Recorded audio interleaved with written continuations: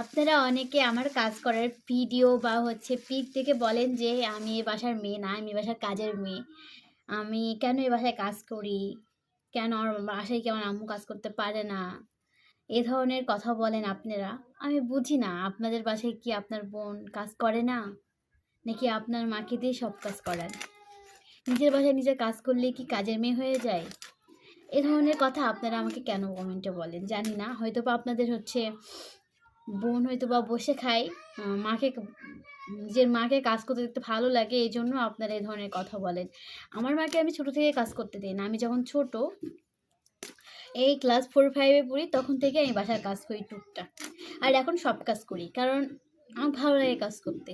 আর এই কাজ করতে গেলে যে নিজের বাসায় নিজে কাজ করলে যে কাজের বুয়া হয়ে যায়, এই বাসার মেয়ে না, এটা আপনাদের মনে হয়, এটা আমার মনে হয় না।